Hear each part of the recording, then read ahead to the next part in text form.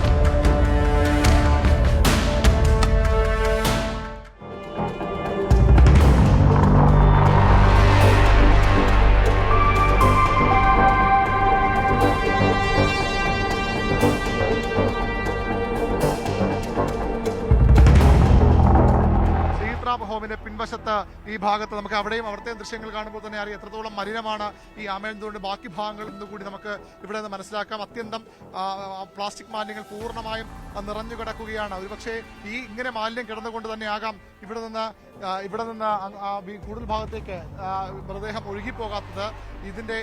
ഇവിടെ നിന്ന് കുറച്ചുകൂടി വ്യക്തമായ ദൃശ്യങ്ങളിലേക്ക് നമുക്ക് പോകാനാകുമെന്ന് കരുതുന്നു. എത്രത്തോളം മലിനമാണ്, ഒന്നും ഒഴുകിപ്പോകാൻ കഴിയാത്ത അത്ര തരത്തിലുള്ള മാലിന്യ മലയാണ് ഈ ആമേഴഞ്ചാൻ തോടിന്റെ പല ഭാഗത്തും. അത് ഏതെങ്കിലും തരത്തിൽ ചെറിയ രീതിയിൽ ഒഴുകി വരുന്ന മാലിന്യങ്ങളല്ല, ആളുകൾ ബോധപൂർവം ഇവിടെ കൊണ്ട് നിക്ഷേപിക്കുന്ന മാലിന്യങ്ങൾ. നമുക്ക് അതിന്റെ ആ ഒരു ഭീകരത, ദൃശ്യങ്ങളുടെ ഭീകരതയിലേക്ക് കൂടി പോകാം. നമുക്കറിയാം ഈ ഇത് ആമേഴഞ്ചാൻ തോടിന്റെ മറ്റു ഭാഗമാണ്, നേരത്തെ കണ്ട ദൃശ്യങ്ങൾക്ക് മറുഭാഗമാണ്. അവിടെ മാലിന്യങ്ങൾ തടയാൻ വേണ്ടി ഒരു സംവിധാനം നഗരസഭ ചെയ്തിട്ടുണ്ട്. അവിടെ മാലിന്യങ്ങൾ തടഞ്ഞു നിൽക്കുന്നു. അതിനപ്പുറത്തേക്ക് കുറച്ചുകൂടി തെളിഞ്ഞ അല്ലെങ്കിൽ കുറച്ചുകൂടി വെള്ളത്തിൽ ഒഴുക്കുണ്ട്. പക്ഷേ വീണ്ടും കുറച്ചപ്പുറത്തെത്തുമ്പോൾ വീണ്ടും അവിടെ മാലിന്യങ്ങൾ അടിഞ്ഞു കിടക്കുന്നു. അതായത് ഓരോ പോയിന്റിലും കൃത്യമായ മാലിന്യങ്ങൾ വലിച്ചെറിയുന്നു നഗരവാസികൾ. എല്ലാ മാലിന്യങ്ങളും നിക്ഷേപിക്കുന്ന സ്ഥലമായി ഇത് മാറിയിരിക്കുന്നു. തലസ്ഥാന നഗരവാസികളാണ്, അല്ലെങ്കിൽ ഇവിടെ നിന്ന് വലിയ രീതിയിൽ സമ്പാദ്യമുണ്ടാക്കുന്ന ഇവിടുത്തെ വ്യവസായികളാണ്. പ്രധാനപ്പെട്ട സ്ഥാപനങ്ങളിലെയൊക്കെ അറവ് മാലിന്യങ്ങൾ ഉൾപ്പെടെ മറ്റ് പ്ലാസ്റ്റിക് മാലിന്യങ്ങൾ ഉൾപ്പെടെ എവിടെ പോകുന്നു, എല്ലാം ഈ ആമേഴഞ്ചാൻ തോടിനെ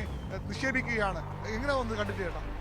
ഇവിടെ കണ്ടൊന്നും പറയാൻ പറ്റാത്ത അവസ്ഥയായി ഇത് മേലുണ്ടായിരുന്നെന്ന് പറയുന്നത്. സർക്കാർ നഗരസഭയൊക്കെ ഇത് മാറ്റാം, പക്ഷേ ഇങ്ങനെ കൊണ്ട് തള്ളുന്നവർ എന്ത് ചെയ്യണം? തള്ളുന്നതിന് ശിക്ഷ കൊടുക്കണം. കണ്ടില്ല എങ്ങനെ ഇവിടെ എങ്ങനെ വെള്ളം വെള്ളം പോകാൻ ഒരു വഴിയില്ല.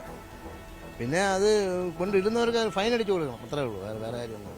വളരെ ബുദ്ധിമുട്ടാണ്. ഞാനിവിടെ സ്ഥിര താമസക്കാരനാണ്.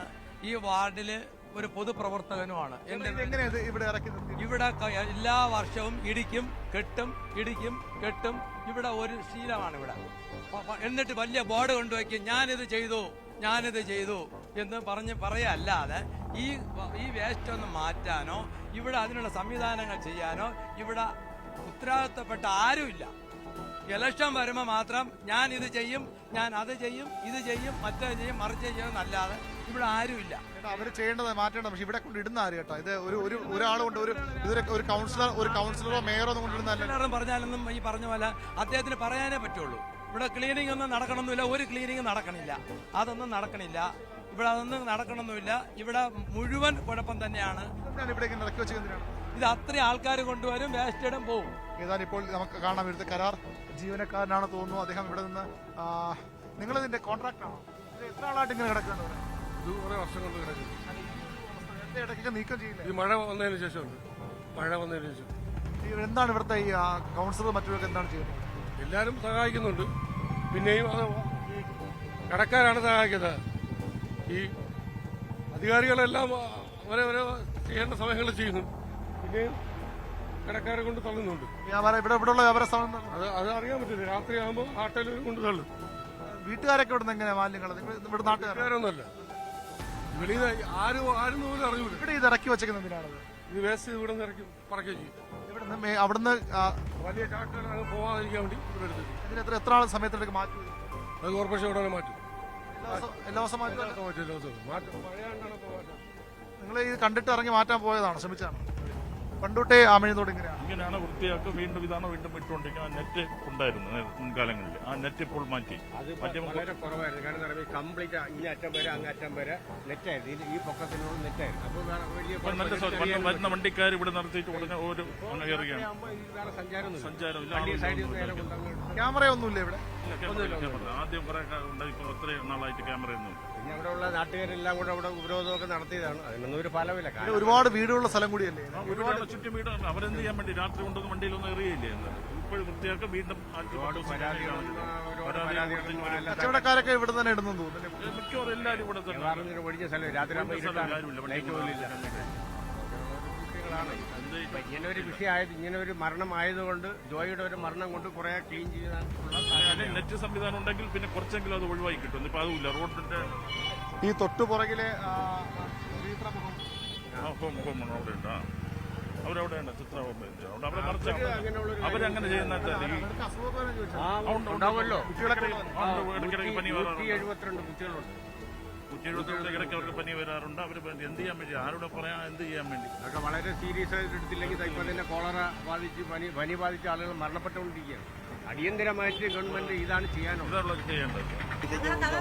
ഞങ്ങൾക്ക് ആവപ്പെട്ടു പോയി. ഞങ്ങൾ ഇവിടെ വന്നൊരു വീട് എടുത്തു പോയി. നാറ്റം കൊണ്ട് ഇവിടെ സഹിക്കാൻ വയ്യ ഞങ്ങൾക്ക്. നിങ്ങളുടെ മാലിന്യങ്ങളൊക്കെ എന്താണ് ചെയ്യുന്നത്? ഞങ്ങളുടെ മാലിന്യം 350 രൂപയ്ക്ക് ഇവിടെ വീട്ടിൽ വന്ന് വേസ്റ്റ് നഗരസഭ ഹരിതകർമ്മസേന എടുക്കും. ഇവിടെ ആളുകൾ കൊണ്ട് കളഞ്ഞ നിങ്ങൾ കണ്ടിട്ടില്ലേ? അത് ഞങ്ങൾ കണ്ടിട്ടില്ല. അത് അവര് കൊണ്ടിടുന്നത് എപ്പോഴാണെന്ന് പറയാം. അത് കുടുംബത്തിനാവും. ഒരു 4-4 മണിയൊക്കെ ആകുമ്പോൾ ഇങ്ങോട്ട് തള്ളും. 60 മാലിന്യങ്ങളും എല്ലാം കൂടെ കൊണ്ടു അവിടെ നിന്ന് ചാക്കുകളിൽ കെട്ടിയാണ് ചാക്കിൽ കെട്ടി ചാക്ക് കെട്ടി ഇവിടെ കൊണ്ട് തള്ളിയിട്ട് പോകും. അത് നമ്മൾ ഞാൻ ഒരിക്കൽ ഇതുപോലെ ഒരു പയ്യനെ നമ്പർ കണ്ടുപിടിക്കും.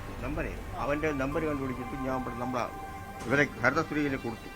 അവർ കൊണ്ടുവന്ന് അവിടെ കൊടുത്തെന്ന് പറഞ്ഞിട്ട് അവിടുത്തെ ഹെൽത്ത് ഓഫീസർ അതിൽ കൊടുത്തെന്ന് പറഞ്ഞു. പിന്നെ എന്തായെന്ന് അറിഞ്ഞോളൂ. പക്ഷെ ഇത് ഇപ്പോഴും തള്ളിക്കൊണ്ടിരിക്കുകയാണ്. ഇത് കൂടുതൽ അവിടുന്ന് ഒഴുകി വരണതാണ്. ആ ഏരിയയിൽ നിന്ന് ഇങ്ങോട്ട് വരണതാണ്. ഇവിടെ തള്ളാറുണ്ട്. ഇല്ലാതെ നമ്മളുണ്ട്. ഉണ്ട്. ഞാൻ പിടിച്ചിട്ടുണ്ട്.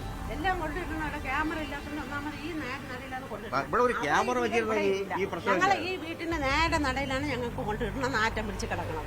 ആ വീടും ഈ മാമിഴഞ്ചാൻ തോടിന്റെ ഈ ഭാഗവും തമ്മിലുള്ള ദൂരം ഏകദേശം നമുക്ക് ഒരു 10 മീറ്റർ പോലും താഴെയാണ്. അത്രയധികം ദുസ്സഹമായ അവസ്ഥയിലാണ് ഇവിടെ ആളുകൾ. ഇവിടെ ആരൊക്കെ താമസിക്കും? നിങ്ങളല്ലാതെ? ഞാനും ചാട്ടന് മാത്രമേ ഉള്ളൂ. ഞങ്ങൾ രണ്ടുപേരേ ഉള്ളൂ, ചേട്ടനും ഞാനും. മക്കളൊക്കെ നിങ്ങൾ പരാതിയൊക്കെ പറഞ്ഞിട്ട് എന്താണ് എല്ലാവരും പറയുന്നത്? ഞങ്ങള് പരാതി പറഞ്ഞിട്ട് ഒന്നും പിന്നെയും ഇവിടെ നടയിൽ കൊണ്ട് ഇടുന്നല്ലാതെ ഇവിടെയൊക്കെ പിന്നെ റോഡിൽ ആഹാരം കഴിക്കാനൊക്കെ പറ്റൂടെ? കഴിക്കാൻ ഭയങ്കര സ്മെല്ലാണ്. ഞങ്ങൾ കഥവിനെ തുറന്നുവിടില്ല, അടച്ചിട്ട് പുറത്തുനിന്നൊക്കെ ചിലപ്പോ കഴിക്കും. പുറത്തുനിന്ന് ഞങ്ങള് മാറാൻ വേണ്ടി ഞങ്ങള് വാടകയ്ക്കല്ല, ഒറ്റയ്ക്കാണ് ഇവിടെ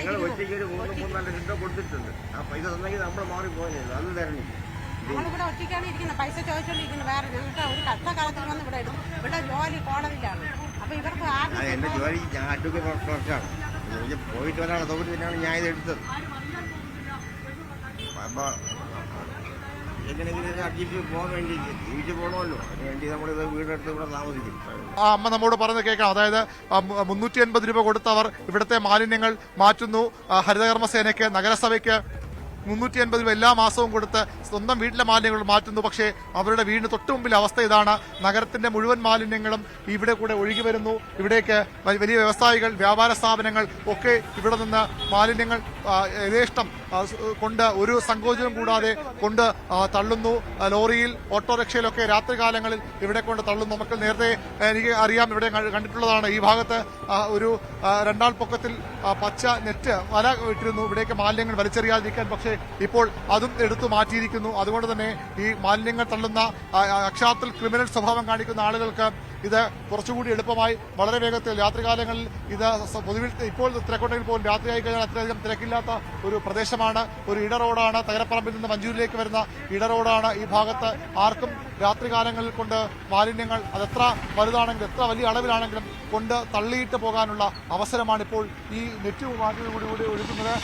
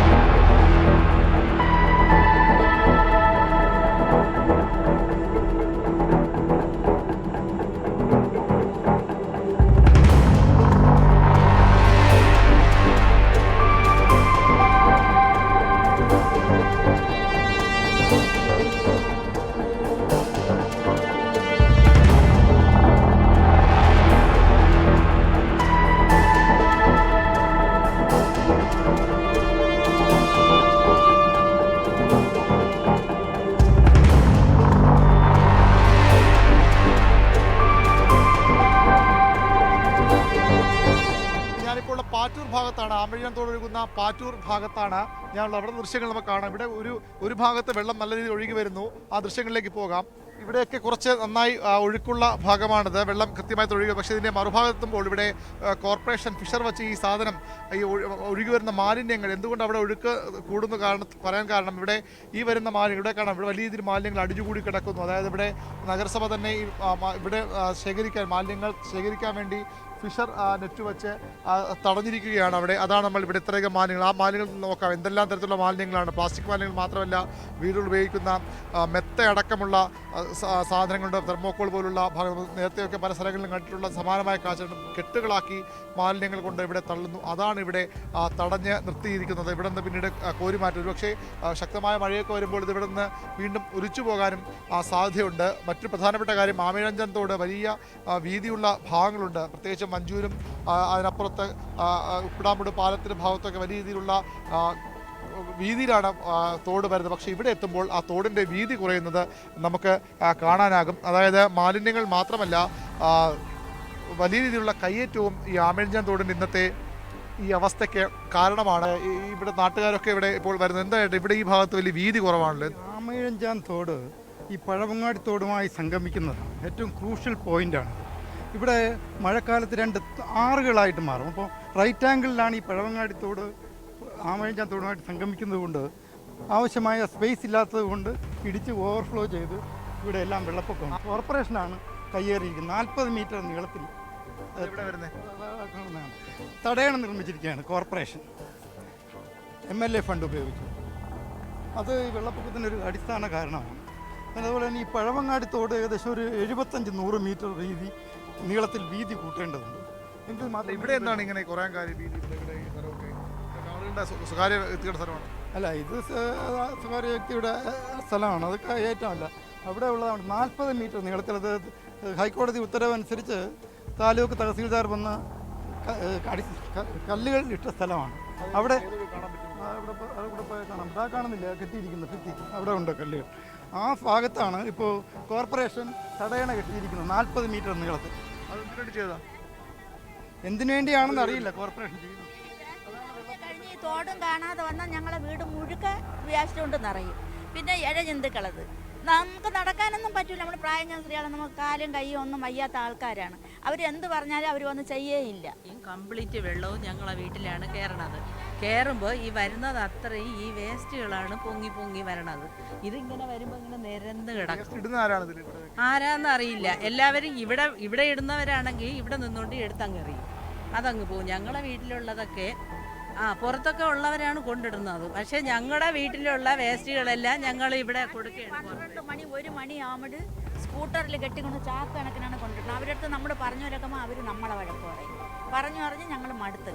പിന്നെ ഈ വേസ്റ്റ് നിറഞ്ഞു കഴിഞ്ഞാൽ ഈ തോട് ഒന്നും കണ്ടുകൂടാ. നമ്മളെ കാമ്പൗണ്ട് മുഴുക്ക നമ്മളെ വീട്ടിനകത്തെല്ലാം വന്ന് കയറും. നമ്മൾ ഇഴജന്തുക്കളോട് പട്ടിയും പൂച്ചയും ചത്തിരുന്നാലും എല്ലാം വന്ന് കയറും. ഈ തോടില്ലേ, ആമച്ച തോടില്ലേ, അവിടെ നിന്ന് വരുന്ന തോടുള്ള വൃത്തിയാക്കുക. രണ്ട് സൈഡിലും വൃത്തിയാക്കി വെള്ളം നല്ലവണ്ണം ഒഴുകി പോയി തന്നെ വേസ്റ്റ് വന്നാലും അതങ്ങ് ഒഴുകി പൊയ്ക്കോട് കെട്ടിക്കിടക്കില്ല. അതാണ് മെയിനായിട്ട് ചെയ്യേണ്ടത്. അതിനുശേഷം അല്ലെങ്കിൽ അവിടെ നിന്ന് കെട്ടി വന്ന് ഈ മതിലുണ്ടല്ലോ അത് പൊക്കിക്കഴിഞ്ഞാൽ വെള്ളം അതിട്ട് കയറത്തില്ല. കാരണം നമ്മൾ 60 എനിക്ക് 65 വയസ്സ് കഴിഞ്ഞു. നമ്മളിത് കിടന്ന വെള്ളപ്പൊക്കവും എല്ലാം കണ്ട് അനുഭവിച്ച പാർട്ടിലാണ്. എന്നിരുന്നാലും അവരടുത്ത് പറഞ്ഞ് അവർ ചെയ്യൂല. അതുതന്നെയാണ് എല്ലാ മഴക്കാലത്തും ഈ ഭാഗത്തെ ആളുകളുടെ ഒരു ദുരവസ്ഥ. അതുതന്നെയാണ്.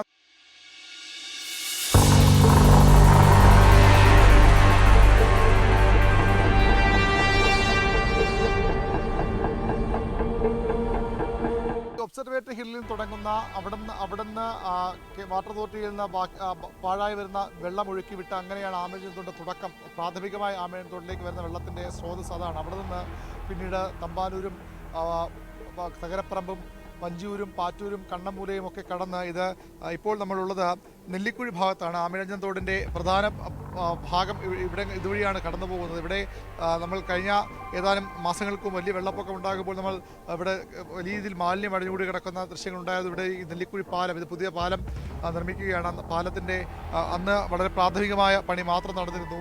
ആ പാലം കുറച്ചുകൂടി പൂർത്തിയാകുന്നു. ഈ ഭാഗത്ത് ഇപ്പോൾ വെള്ളത്തിൻ്റെ ഒഴുക്ക് സുഗമമാണ്.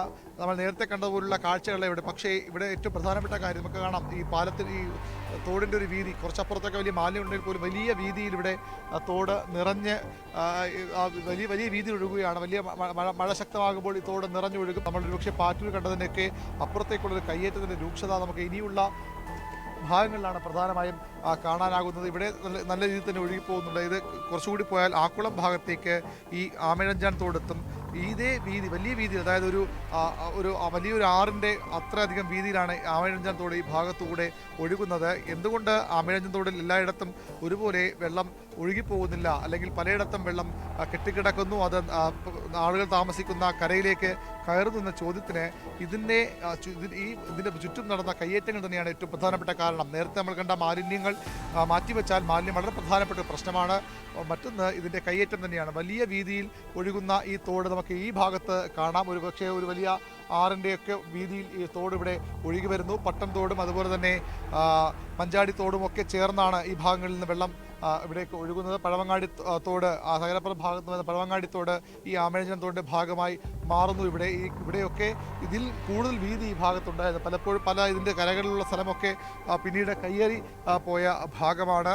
ഇത് കുറച്ചുകൂടി അങ്ങോട്ടേക്ക് ചെല്ലുമ്പോൾ ആക്കുളം ഭാഗം, ഇവിടുന്ന് ഈ നെല്ലിക്കുഴി കണ്ണമൂല ഭാഗം കഴിഞ്ഞ് അണമുഖം ഭാഗത്തേക്ക് എത്തുമ്പോഴാണ് വീണ്ടും ഈ തോട് വീണ്ടും വലിയ രീതിയിൽ ചുരുങ്ങുന്നത്. ഇവിടെ തന്നെ പലയിടത്തും കൃത്യമായ ഒരേ വീതിയല്ല തോട് ഒഴുകുന്നത്. ചിലയിടത്ത് വലിയ വീതി ഒഴുകുമ്പോൾ മറ്റു ചിലയിടങ്ങളിൽ തോട് ചുരുങ്ങുന്നത് നമുക്ക് കാണാനാകുന്നുണ്ട്. ആ രീതിയിൽ ഇതിന് ചുറ്റുമുള്ള കയ്യേറ്റങ്ങൾ ഇനിയാണ് ഏറ്റവും പ്രധാനപ്പെട്ട മേഖലകളിലേക്ക് ഈ തോട് കടക്കുന്നത്. അതായത് 4 5 ചെറിയ തോടുകൾ ചേർന്ന് ആമേഴഞ്ചാൻ തോടിൻ്റെ വലിയ ഒരു രീതിയിലേക്ക് മാറുന്ന സ്ഥലമാണ് ഇനി വരാനിരിക്കുന്നത്. അവിടങ്ങളിൽ കുറച്ചുകൂടി നമുക്ക് ഈ കയ്യേറ്റത്തിൻ്റെ ഭീകരത, എന്തുകൊണ്ട് വെള്ളം ഒഴുകിപ്പോകുന്നില്ല, എന്തുകൊണ്ട് വെള്ളം കെട്ടിക്കിടക്കുന്നു എന്നൊക്കെ നമുക്ക് മനസ്സിലാകും. കാരണം ഈ വെള്ളമെല്ലാം പോയി ചേർന്ന് നിൽക്കുന്ന ഒരു ഭാഗമുണ്ട്, അണമുഖമാണ്. അല്പസമയത്തിനകം നമ്മൾ ആ ദൃശ്യങ്ങളിലേക്ക് അവിടേക്ക് നമുക്ക് എത്താനാകും. ഇവിടെ നിന്ന് കുറച്ചുകൂടി ഇത് റോഡ് ഉള്ള വഴിയല്ല, റോഡിലൂടെ സഞ്ചരിക്കാൻ കഴിയുന്ന ഭാഗമല്ല ഇത്. ഇവിടെയും പലയിടങ്ങളിലും നമ്മൾ നേരത്തെ കുറച്ച് മുമ്പ് കണ്ടതിന് അത്രയും വീതിയില്ല, വീതി കുറഞ്ഞു വരുന്നു. അത് അങ്ങോട്ട് പോകും തോറും വീണ്ടും ഈ തോട് ചെറുതായി വരും.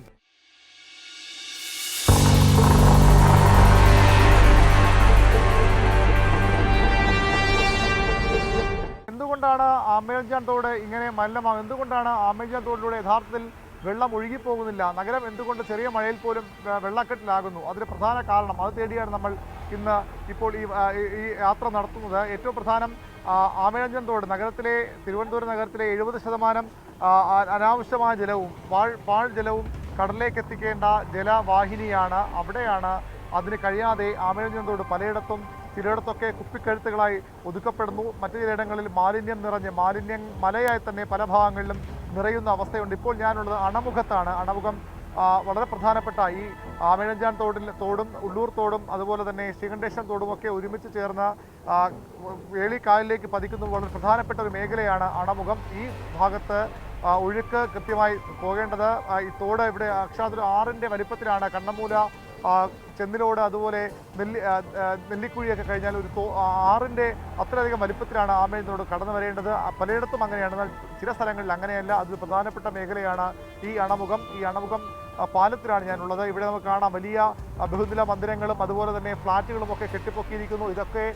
ഇതിൻ്റെയൊക്കെ നിർമ്മാണ സമയത്ത് തന്നെ വലിയ പരാതിയുമായി പരിസ്ഥിതി പ്രവർത്തകർ എത്തിയതാണ്. ഇത് ആമേഴഞ്ചാൻ തോടിൻ്റെ ഭാഗമാണ്. ആമേഴഞ്ചാൻ തോട് നികത്തിയുള്ള കയ്യേറ്റങ്ങളാണ്, കെട്ടിട നിർമ്മാണങ്ങളാണ്. അതിപ്പോഴും തുടരുന്നു. നേരത്തെ ഉണ്ടായത് മാത്രമല്ല, ഇതിൻ്റെ സമീപത്ത് പുതിയ ഫ്ളാറ്റ് സമുച്ചയങ്ങൾ ഈ റോഡിൻ്റെ ഇരു കരകളിലും വരുന്നു. അതായത് ആമേഴഞ്ചാൻ തോട് സുഗമമായി ഒഴുകിപ്പോകേണ്ട പാതകൾ, ഏതാനും തീരെ ജീവിക്കാൻ നിവൃത്തിയില്ലാത്ത ആളുകൾ കുടിലുകൾ കെട്ടി താമസിക്കുന്നത് മാത്രമല്ല, ബഹുനില ഫ്ളാറ്റ് സമുച്ചയങ്ങൾ, ആശുപത്രികൾ, വലിയ വാണിജ്യ സ്ഥാപനങ്ങളൊക്കെ ഈ തോട് കയ്യേറി വലിയ രീതിയിൽ നിർമ്മാണം നടത്തുന്നു. അതിൻ്റെ കാഴ്ചകൾ നമുക്ക് ഈ അണമുഖ ഭാഗത്ത് 2 വശത്തും കാണാനാകുന്നു. വലിയ വീതിയിൽ തോട് ഇവിടെ ഒരു ആറായി ഒഴുകേണ്ട സ്ഥലമാണ്. ഇപ്പോഴും വീതി ഉണ്ടെങ്കിൽ പോലും ഇതിൻ്റെ എത്രയോ ഭാഗങ്ങൾ കയ്യേറിപ്പോയിരിക്കും. അതായത് ജലം ഒഴുകേണ്ട വഴികൾ പൂർണ്ണമായും ആളുകൾ കൈയടക്കി വച്ചിരിക്കുന്നു. അതുതന്നെയാണ് നഗരത്തിലെ ഈ വെള്ളപ്പൊക്കത്തിന് പ്രധാന കാരണങ്ങളിലൊന്ന്. തുടക്കത്തിൽ മാലിന്യങ്ങളാണെങ്കിൽ പിന്നീട് ഇങ്ങോട്ട് നമ്മൾ കണ്ടുവരുന്നത് പ്രധാനമായും ഈ കയ്യേറ്റങ്ങളാണ്. വലിയ രീതിയിലുള്ള ഭൂമി കയ്യേറ്റങ്ങൾ, തോടിൻ്റെ ഭൂമി കയ്യേറിയുള്ള നിർമ്മാണ പ്രവർത്തനങ്ങളും ഇതിൻ്റെ ഒഴുക്ക് തടസ്സപ്പെടുത്തുന്നു. നമുക്കറിയാം നഗരത്തിലെ ജലം 70% ഇതിലൂടെ കടലിലേക്ക് പതിക്കണമെന്നാണ് വയ്പ്. അതുണ്ടാകാത്തതാണ് നഗരത്തിലെ ഈ വെള്ളപ്പൊക്കത്തിന് പ്രധാന കാരണങ്ങളിലൊന്ന്. ഒബ്സർവേറ്ററി ഹില്ലിൽ നിന്ന് ആരംഭിച്ച് അവിടുന്ന് ഒഴുകിക്കളയുന്ന വെള്ളം പിന്നീട് ഊറ്റുകുഴിയിൽ നിന്നും ഒഴുക്കിക്കളയുന്ന വെള്ളം ബേക്കർ ജംഗ്ഷൻ റിസർവ് ബാങ്കിന് സമീപമെത്തി. അവിടെ നിന്നാണ് പിന്നീട് തമ്പാനൂർ വഴിയും തകരപ്പറമ്പ് വഴിയും മഞ്ചൂരും പാച്ചൂരും കണ്ണമൂലയും പിന്നിട്ട് ഈ ആക്കുളം ഭാഗത്തേക്ക് പോകേണ്ടത്. ആ ഭാഗങ്ങളിലാണ് ഇത്തരത്തിലുള്ള വലിയ മാലിന്യ നിക്ഷേപവും കയ്യേറ്റങ്ങളും ആമേഴഞ്ചാൻ തോടിൻ്റെ ഗതിയെ നിയന്ത്രിക്കുന്നത്, ആമേഴഞ്ചാൻ തോടിൻ്റെ സഞ്ചാരത്തെ തടസ്സപ്പെടുത്തുന്നത്. അതുകൊണ്ടുകൂടിയാണ് നഗരം ചെറിയ മഴയിൽ പോലും വലിയ വെള്ളക്കെട്ടുണ്ടാകുന്നത്. അതുകൊണ്ടാണ് ഈ ജോയിയെ പോലുള്ള മനുഷ്യജീവനുകൾ ഈ മാലിന്യം നീക്കാൻ, ഈ അത്യന്തം മാലിന്യം നിറഞ്ഞ ഈ വെള്ളത്തിലിറങ്ങി ജീവൻ വെടിയേണ്ട അവസ്ഥ വരുന്നത്. ജോയിയെ രക്ഷിക്കാൻ വേണ്ടി ആളുകൾക്ക്, ഫയർഫോഴ്സ് ഉദ്യോഗസ്ഥർക്ക്, നേവി ഉദ്യോഗസ്ഥർക്കുമൊക്കെ മനുഷ്യൻ തൊടാൻ പോലും അറപ്പ് തോന്നുന്ന, മനുഷ്യനെ കാല് വെക്കാൻ പോലും തോന്നാത്ത അത്രയും മാലിന്യം കലർന്ന മോശമായ ആ വെള്ളത്തിൽ മണിക്കൂറുകൾ ഒരു ജീവൻ രക്ഷിക്കാൻ വേണ്ടി ശ്രമം നടത്തേണ്ടത് ഒടുവിൽ നിരാശരായി മടങ്ങേണ്ടി വരുന്നത്. തലസ്ഥാനവാസികൾ നഗരത്തെ മലിനമാക്കുന്നു. തലസ്ഥാനവാസികൾ ഈ ജലവാഹിനിയെ അത്യന്തം മലിനമാക്കുന്നു. അവരുടെ മാലിന്യ നിക്ഷേപത്തിനുള്ള സ്ഥലമായി ഇതിനെ കാണുന്നു. അധികാരികൾ അത് കണ്ണടയ്ക്കുന്നു. അതിനുമപ്പുറത്തേക്ക് സാധാരണക്കാർ 1-2 സെന്റ് കയ്യേറും. എന്നാൽ വൻകിടക്കാർ ഏക്കർ കണക്കിന് തോടിൻ്റെ ഭൂമി കയ്യേറി വൻകിട നിർമ്മാണങ്ങൾ നടത്തി. അങ്ങനെയും ഇതിലൂടെയുള്ള ജലത്തിൻ്റെ ഒഴുക്ക് തടസ്സപ്പെടുന്നു. അതും നഗരത്തിനെ വെള്ളപ്പൊക്കത്തിൽ കൊണ്ടുപോകാനുള്ള പ്രധാന കാരണങ്ങളിലൊന്നാണ്.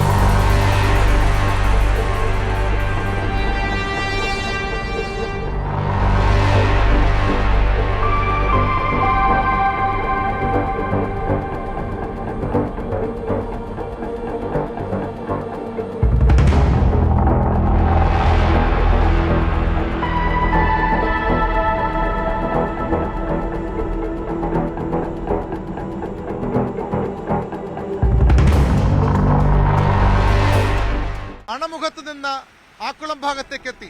മഞ്ചാടിത്തോടുമായി ചേർന്നാണ് ആമയഞ്ചാൻ തോട് ആക്കുളം കായലിലേക്ക് എത്തുന്നത്.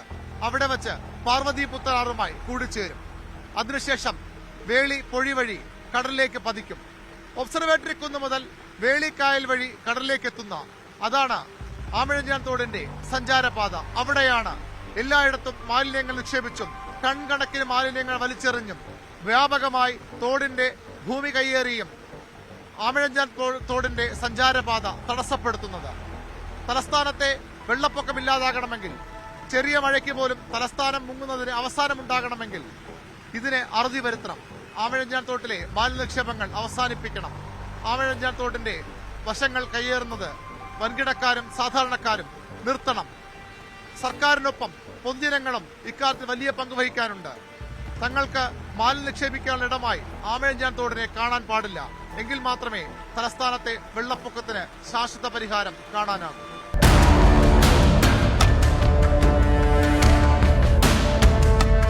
ക്യാമ്പുകൾ